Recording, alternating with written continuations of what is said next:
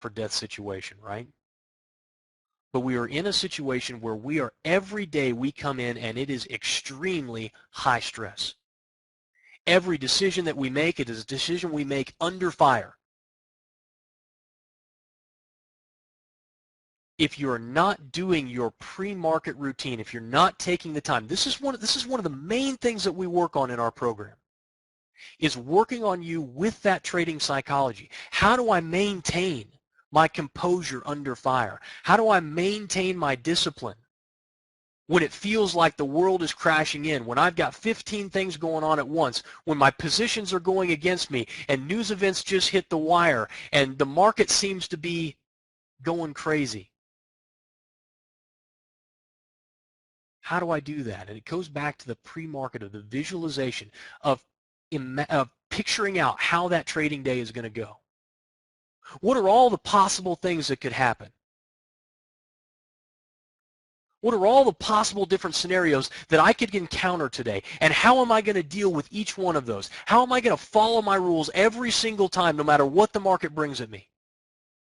We talked about bracketing orders before. It doesn't matter what the market does, whether it goes up, whether it goes down, I know exactly what I'm going to do. And guys, this is the reason why we do the psychology. This is the reason why we work on this, and why we harp on having that trading plan and having all of those pieces of the puzzle in your trading plan written down. Your on the psychology of it, you're looking at your declarative statements, your conditional thought process, your goals and standards, so you can review it every single day. Keeps you grounded, keeps you focused, and keeps you on task. And then we couple that with things like the live room, with things like the syndicate, with things like the private network that you guys are going to be a part of when you join the program tomorrow. All designed to help keep you grounded and keep you focused and keep you disciplined and on task when the bullets start flying. Okay? One of the things that we never do is we never make decisions about where we're going to get in and where we're going to get out after the trade has gone off, right? Once we're in a position, we don't decide where we're going to put our targets. We don't decide where we're going to put our stops, because as soon as we get into that position, what happens mentally? We start viewing the market through a prism. We're no longer viewing the market in reality. We're now viewing it through the distortion of the emotional and psychological biases that we all innately have, through the prism of fear or greed, as Jesse says. And guys, that's why we talk about in the during phase of the trade, during the during phase, okay, we talk about entry, stops, and targets. It's like, where are these going? This decision is made back here in the trade ID. When we look at the decide what we're going to do, the decision part, that includes the entries, stops, and targets.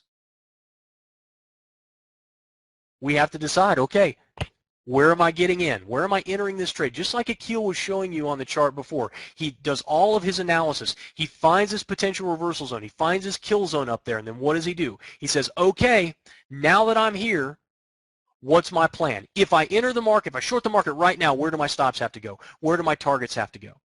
If I wait for a double top, bearish divergence, and then I enter, where do my stops have to go? Where do my targets have to go? If I wait for a break of structure and a 2618 reversal, where do my stops have to go? Where do my targets have to go?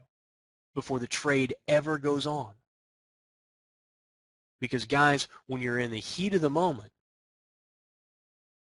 when you're in the stuff, to use a Vietnam pun, you're not thinking clearly. You have to make those decisions before you ever put the trade on. Make sense?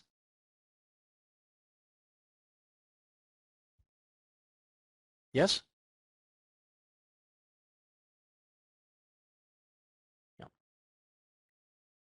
This is why we spend so much time harping on those basics, harping on the basics. You know, I spent a lot of, in the military, I got a lot to do a lot of fun stuff. I got a lot of I blow stuff